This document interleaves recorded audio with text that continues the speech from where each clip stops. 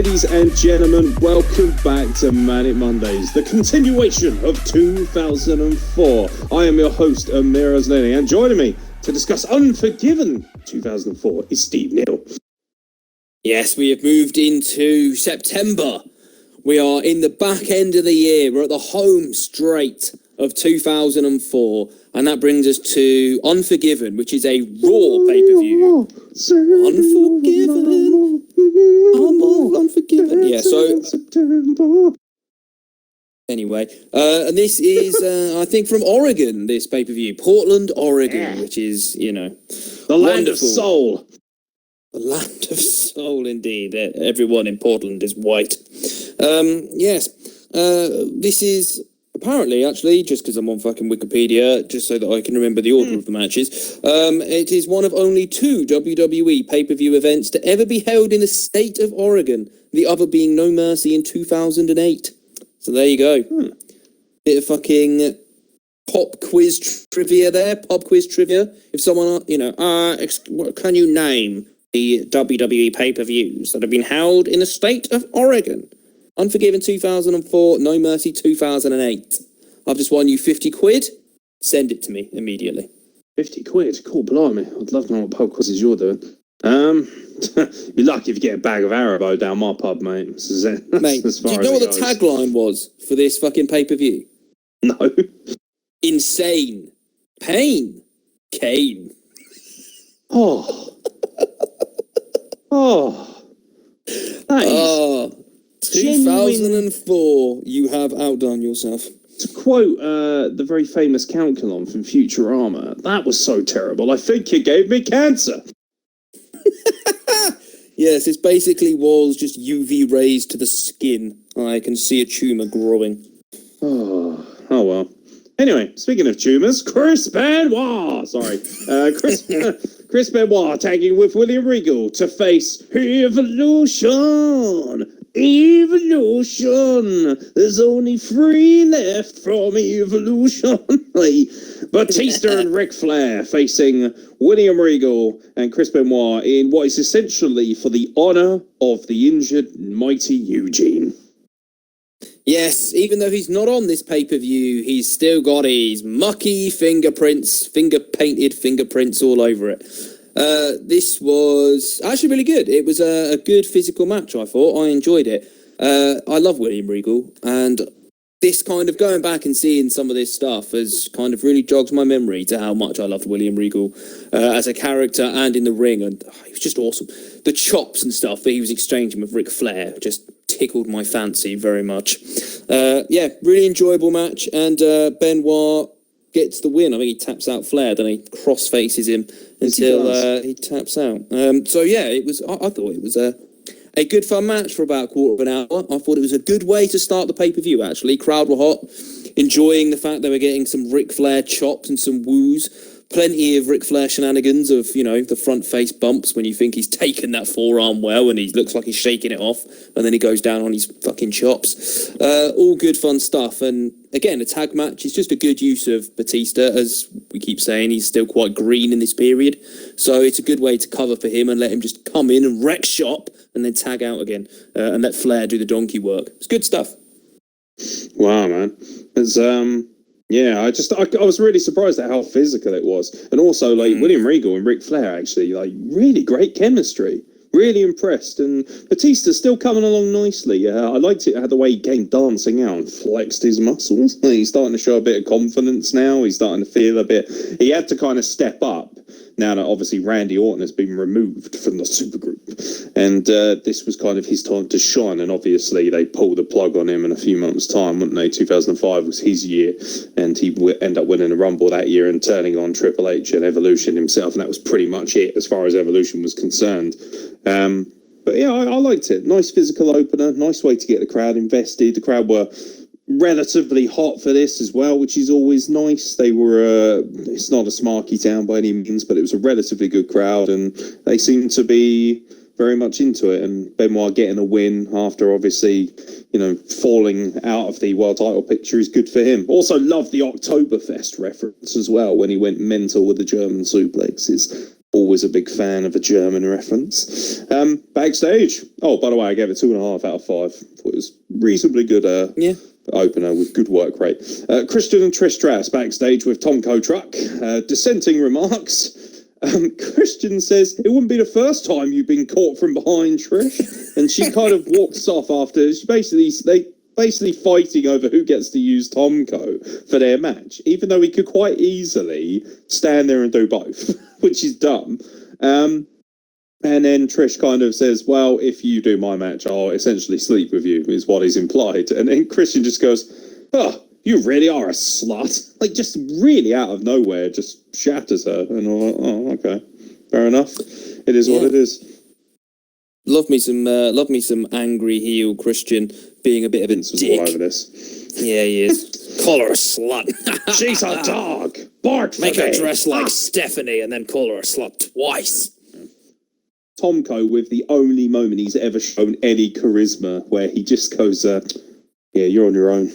Just walks off like, I'd rather get laid. Bye. It's quite funny. And that leads Pose before bros. women's title match. Yeah, absolutely. This leads nicely into your women's championship match. Trish Stratus defends the title for the first time since her injury against Victoria. And once again, we're treated to the fact that Victoria is so wickedly underrated in the women's division. Yeah, she is kind of the forgotten luminary of that division. Like, we've talked quite a bit about the sort of evolution or revolution of the women and kind of how it's changed and talked about a lot of people. But Victoria is just someone who always seems to get missed out because she was in this era where, you know, the women weren't really doing a lot, as we discussed on our last pay-per-view review, where they were playing fucking dodgeball. But this was actually a good match. And again, a reminder, yes, Victoria was excellent. Trish Stratus was coming along really nicely as an in-ring performer as well. You can tell that she's just improved a huge amount. Even just in the span of 2004, she's improved a lot in terms of her ring work. And I think this was excellent. I thought this was a really good, fun match. We get a little bit of Tomko truck interference. And Trish Stratus retains her title and goes over Victoria before being brutally attacked from behind by the mysterious attacker woman who's been attacking Trish Stratus mysteriously from behind for recent weeks. And the mystery has been who that is, and Tomko's task has been to solve it, and we shall discuss the solution very shortly. Yeah, I really like this women's title match, actually. It reminded me, once again, as I've been saying throughout this entire story arc, that Victoria doesn't get the fucking love and credit she deserves for the women's evolution. You could see, through persistent work with someone like Victoria, Trish Stratus improving no end. This was Trish Stratus' best performance I've seen so far in her evolution to date as a women's wrestler, and a lot of that has to do with the fact that Victoria is just so good, so powerful and so physical, and she brought Trish Stratus up a level, and these two have a great rivalry that's gone on quite a long time, actually, all the way back to, they had the very first women's hardcore match in 2002, a street fight. It didn't last very long, it was about 8 to 9 minutes. Series, is it? Yeah, Survivor Series 2002 was excellent. They kicked the living shite out of each other, and from that point on, Trish always felt like a far more credible wrestler, and Victoria has a lot to do with that, and a lot of other people as well. You know, she was in there with so many great wrestlers, from Molly Holly to Gail Kim, and they all really helped elevate each other in a time where women's wrestling was not respected. Great match. Really recommend anyone who's into their old school women's wrestling or wants to see where you sort of saw a change in the evolution of women's wrestling. This is one of those times where you need to go back and check it out. It's really good. Great body of work from Victoria. The end of the match is Jesus Christ. Tomko picking up Victoria by neck was quite a sight, actually. Not one that you probably get away with as much now, just throttling her like a scene from some budget horror film, until she is rescued by a man in drag. The mystery woman has come to help. What a state of the mystery woman's fashion, mate. Jesus Christ. Long, pitiful. Basically, this mystery woman looks like she's gone to Bernardo's for all her clothes. And there's nothing wrong with popping down to a charity shop and finding the odd bargain, but this person, wow, this is something else. It's Stephen Richards, isn't it? He's the mystery woman. This infuriates Tomko. He's like, get out here, otherwise I'll come back there and find you. So back out comes Steven Richards in drag, and we get treated to an incredible amount of transphobic hatred. But I'll tell you what, all these people, right, that were triggered by Santina at this year's Royal Rumble need to go back and watch this, and they'll have a real different opinion, because this is terrifying. Like, so Tomko literally goes on a tirade. You're a sissy, you're pathetic, you're a freak, get it back out here. Like, really going after it. Like, this really cancerous kind of attitude of, oh, you cross-dress, that makes you fucking inferior, you scum. Like, it's a horrifying thing to watch, actually, when you take it all in, and it leads to a match. Like, nobody sanctioned this match, but they're going to have one, and there's a referee down there as well, and it's 6 minutes of Tomko baiting the shite out of Steven Richards, and then one moment where he grabs his bollocks a couple of times and fires up, only to be TKO'd and put down for the loss. And then you think, oh, thanks for that. Like, this was definitely one of the lowest points of this pay-per-view. Utterly irrelevant, not needed whatsoever. It's one of the worst fucking low points of the year. It was awful. I despised every part of it. As you say, like, the vitriol that they were doing. And the weird thing is, like, I couldn't work out the dynamic of heel and face, because Steven Richards is, you know, cross-dressing and running in to beat a woman for unknown, unexplained reasons, which are kind of, you know, that's kind of a heelish action. And obviously the fact that he's cross-dressing to disguise himself, essentially, is, you know, because he's a coward and, you know, he doesn't want anyone to know who he is, so he can, you know, protect himself. And so that's kind of heel actions, but Tomko's just beating the shit out of him and being, like, as you say, insanely transphobic at the same time. But he's, like, battering him, and again, he's really heelish, and he's actually playing a heel anyway. Like, it was just rubbish. Like, it was just rubbish. And you know, when it's, of all people, like, I had thought, oh, it's going to end up being fucking Christian. Like, because I can't remember this angle at all. You know, this is why. I thought, oh, it'll be Christian. That would make sense. Like, Christian's just been slagging off Trish. Like, they've obviously had a falling out in their relationship. So, you know, this is, you know, Christian being a petty little dickhead. This is the kind of thing I would expect Christian to be doing. And it works out to be Steven Richards. Why is Steven Richards being used in 2004? That's nuts. It's absolutely nuts. Like, he's never really been, other than the right to censor stuff, that was like the last time he was relevant, and that was in 2000. Like, and into the first part of 2001. It was never really relevant other than that, even like as a comedy person in the Blue World Order in ECW. Like, it was just stupid shit for no reason that's not entertaining. And you know, this is just Vince sat there going, ha, we'll just get him to dress like a girl. Like, he's got fucking long hair anyway, and they still make him wear a wig. It's just so shit. And I just, you know that Vince is just loving it. Make him dress like a girl, and then we're going to strip him off till he's just in his Y fronts, and then we'll just beat the shit out of him in his little fucking pads. Ha ha ha. Oh, for fuck's sake. Like, it's just absolutely awful and pointless. But yeah, at least what we got next was absolutely amazing. Yes, indeed. So yeah, women's match, I actually gave 3.5 out of 5. Thought it was that good. Following match that preceded that was 1 out of 5. Go fuck yourself. And that was only because I really found it amusing when Steven Richards grabbed himself a handful of the Tomko grapefruits. For the Intercontinental Championship, a ladder match for the vacant Intercontinental Championship, Chris Jericho versus Christian. We're revisiting this bad boy once again. I believe this is the third time on pay-per-view these two have clashed in some format or another. Great build-up for this. Edge is injured, therefore the IC title was vacated. And these two go out there and put on a banger worthy of any ladder match DVD.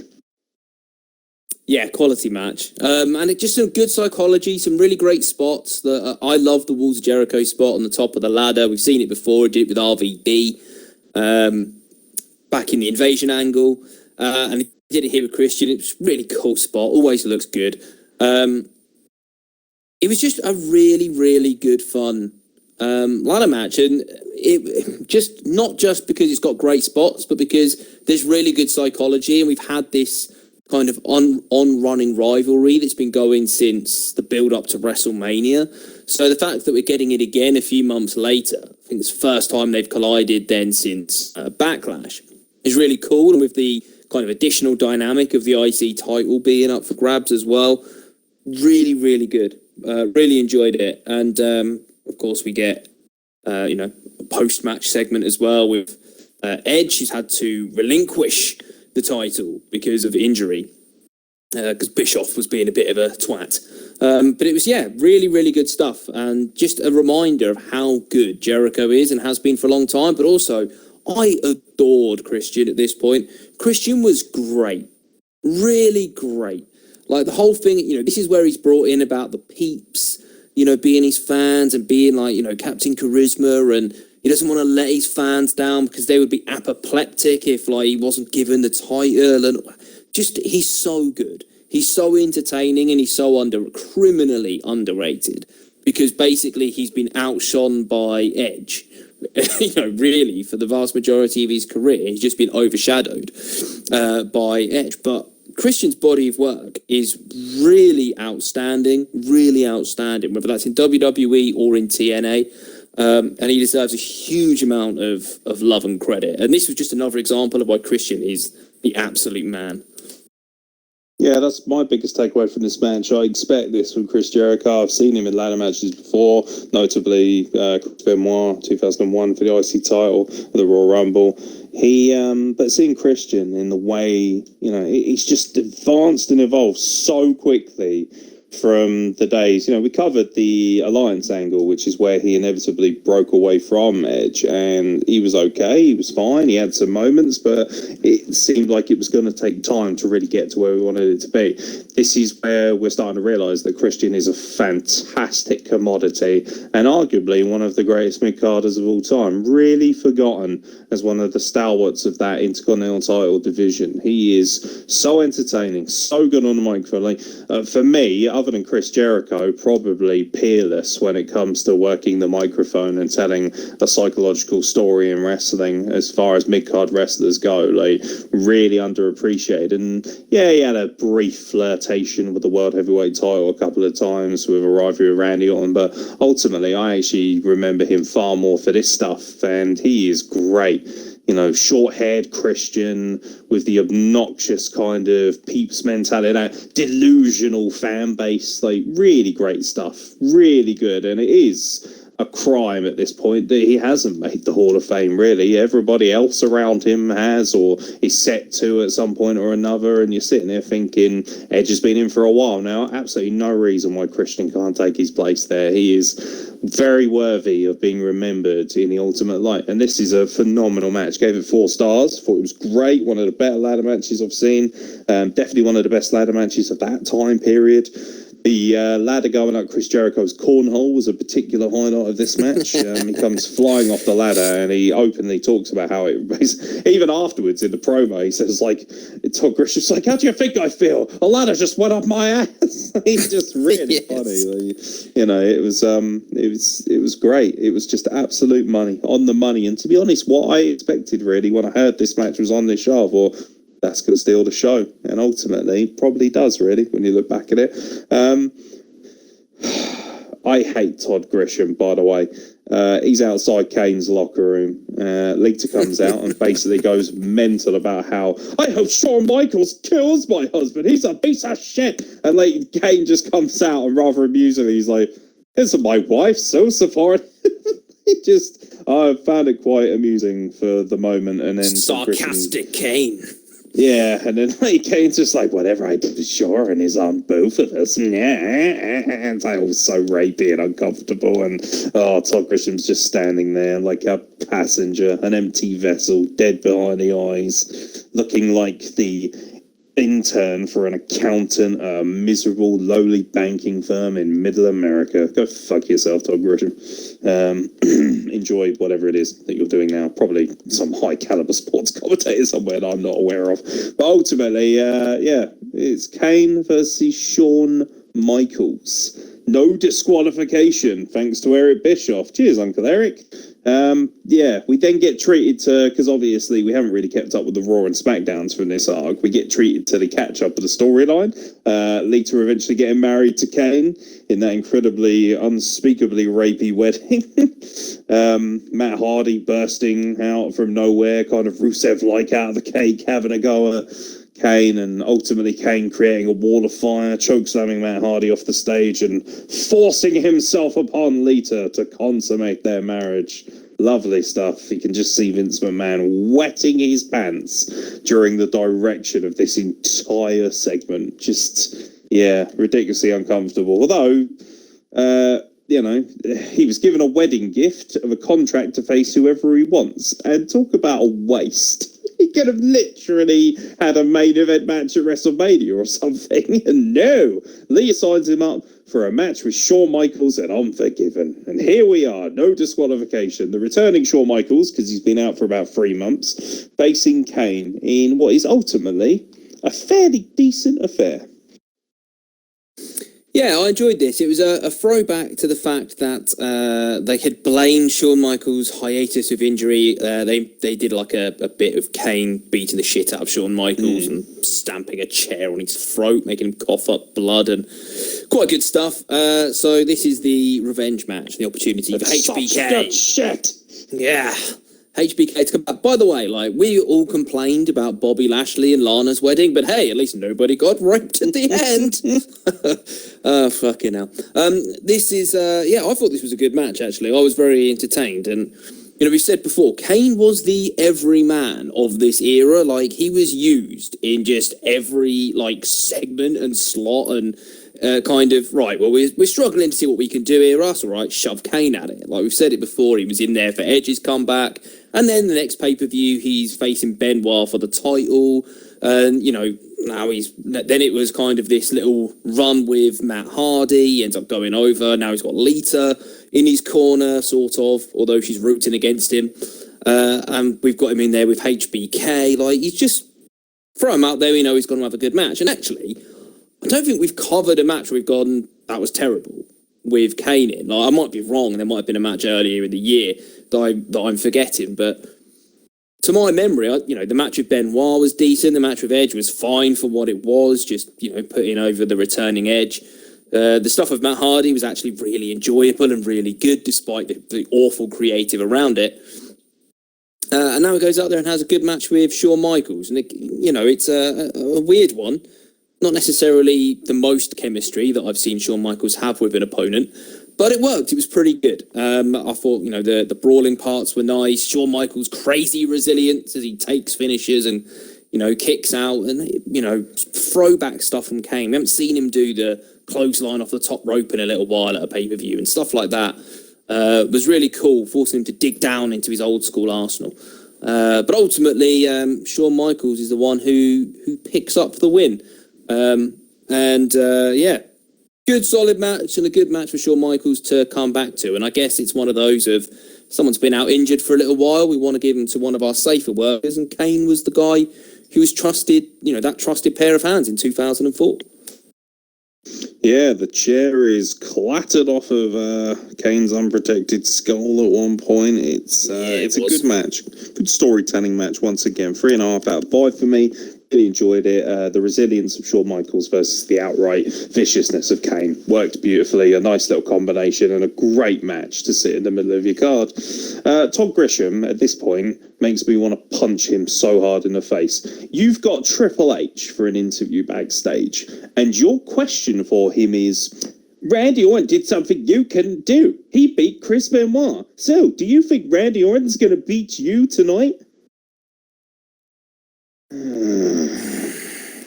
What the fuck? This is the equivalent of going up to, I don't know, say Jose Mourinho, Tottenham manager. Congratulations. You're in the FA Cup final this afternoon. Biggest match of Tottenham's season. You'll be facing a very credible and very kind of relatable opponent in Chelsea.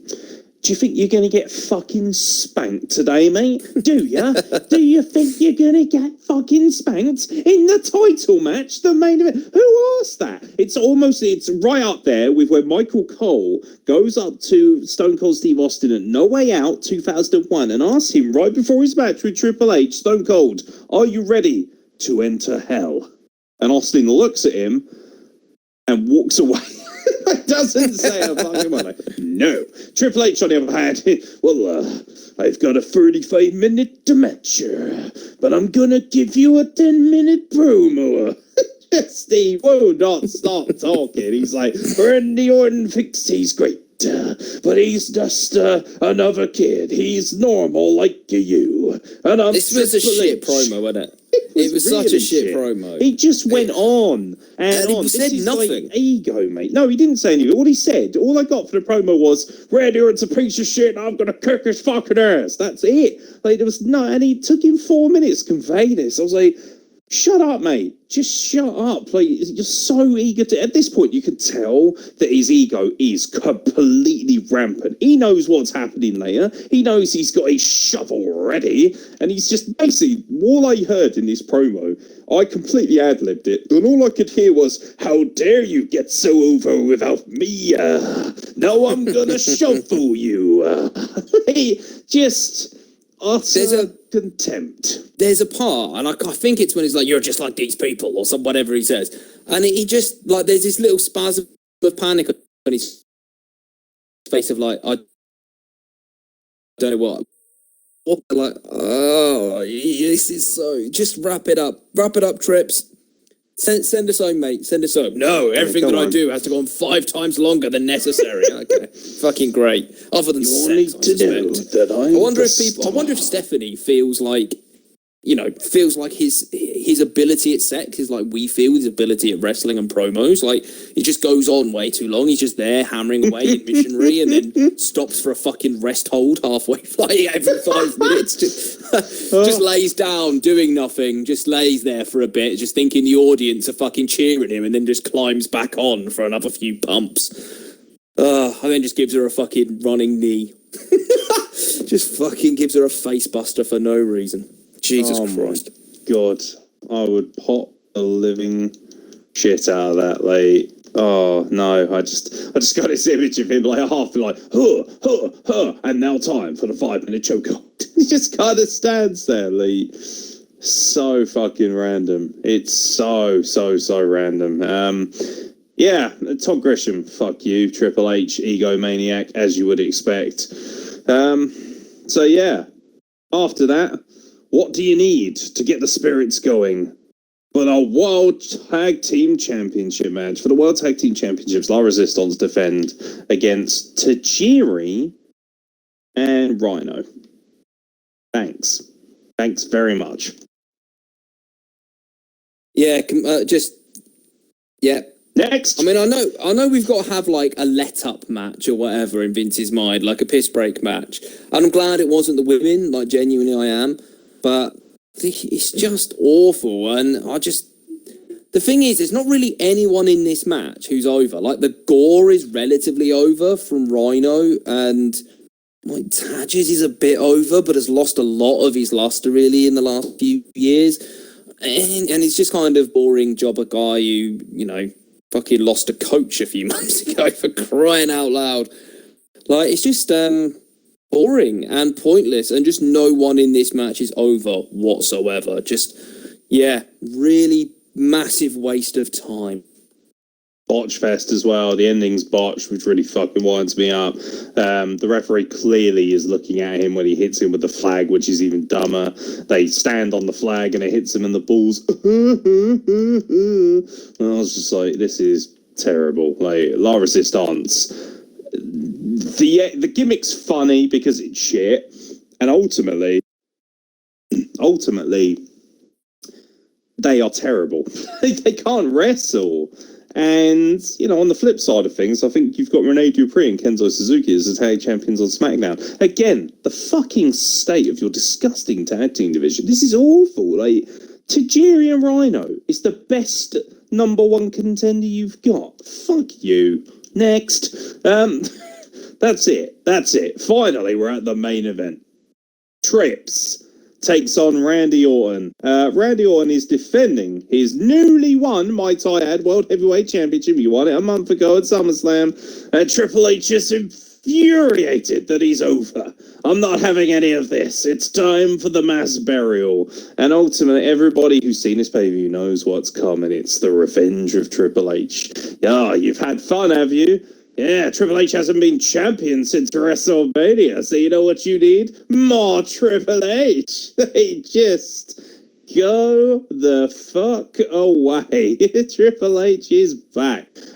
He takes on Randy Orton for the World Heavyweight Championship and ultimately beats him in a good but very predictable match. The end is so clusterfucking over, but you got Jonathan Coachman as a surprise special guest referee. You've got the entirety of Evolution trying to interrupt. Randy Orton dodging bullets, somehow hitting RKOs quite literally out of nowhere, but ultimately he succumbs to the pedigree. And once again we're treated to Triple H. He put down Eugene with fucking 3 pedigrees. He put down so many people. This was a running thing with him. Triple H is like, yeah, if I hit the pedigree 3 times, then you gotta go over, brother. It's just ridiculous. Absolutely ridiculous. So overbooked by the end. It's a shame because the opening of this match is great. Some really great psychology. Randy Orton kind of playing the whippersnapper, the Larry one. You know, he's like, I've outlived you. You're an old man now. I've evolved past you, Mr. Evolution.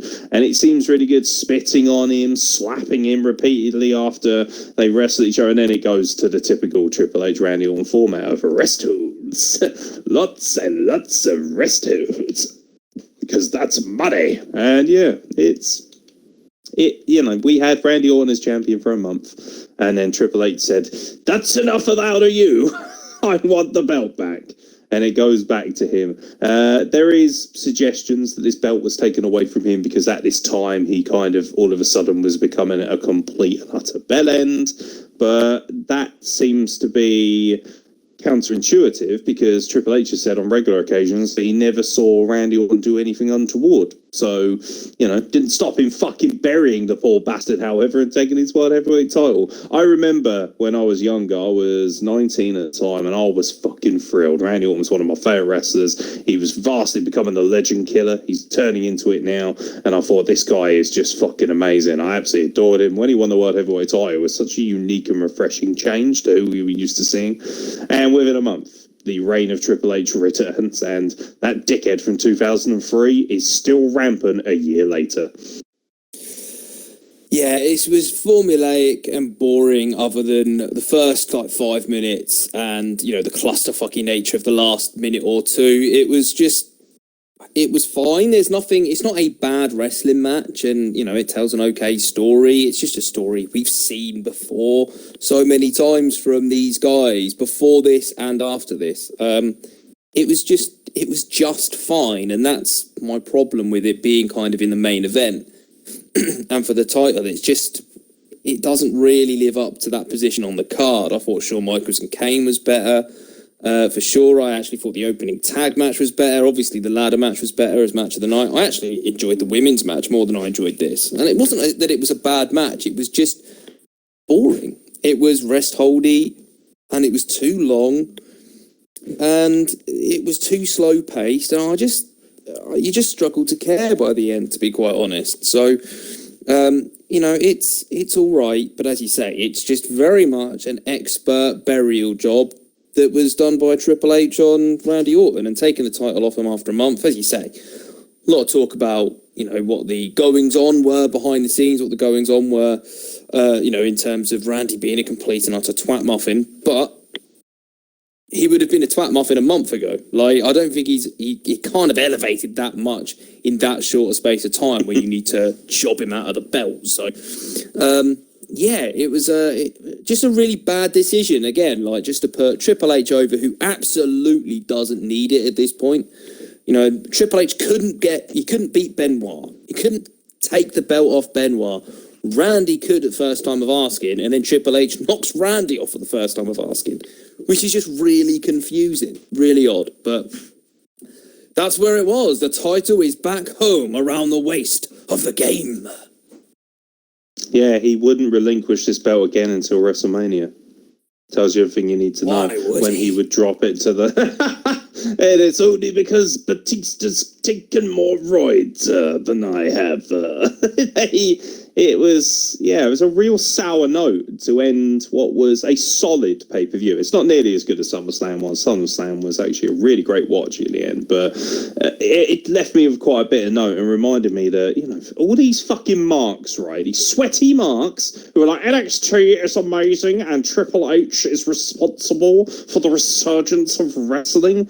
Let's not forget that this guy fucking buried so many talents and ruined so many people's opportunities to be superstars with his massive fucking ego and a sledgehammer to boot. It's disappointing. It really is. And this was probably one of his biggest egregious moments as a wrestler, cutting the legs off of Randy Orton a month in. Like, it's just a terrible, terrible decision. Randy Orton was red hot. The fans loved him, and they do this. You just think, oh, okay, we're not allowed nice things. Or if you are, you can have them for a month. Go fuck yourself. Like, you know, this was tantamount to buying your child the latest Star Wars toys and then taking them away from him after a couple of days just to teach him a lesson. Like, you've had a little bit of fun now. Fuck you. And wait till Christmas. It's just pointless. Utterly pointless. Really annoyed me. But ultimately, the match was all right. I gave it a 3 out of 5. Thought it was pretty decent. Thought it was worthy of that, no more. Really enjoyed seeing Randy Orton with the Mercy Drive music. Like, hey, nothing will concern. I was like, yeah. Like, I love how every theme song sounded a little bit like Creed. Like, oh, yeah. Just fucking remember that everyone liked new metal in 2002? Well, we're going to give you it in 2004. Fuck you. It was this like era of just every, like, you know, Kane's like, oh, what's a prayer? Like everything's, oh, yeah. Even the fucking like Saliva tune for this pay-per-view.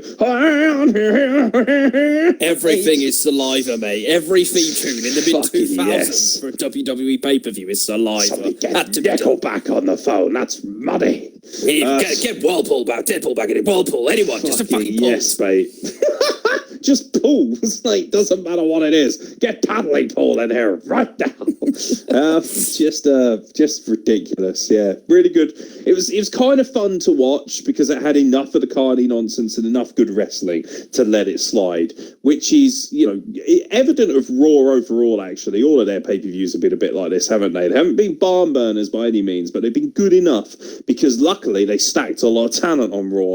But SmackDown, well, that's a different story. And that's a story for another day, ladies and gentlemen. If you think we're in relatively good spirits for this one, boy, are you in for a real shock to the system next week around. Because, my God, the SmackDown pay-per-view coming up is one for the ages. And by ages, I mean it's one for dementia.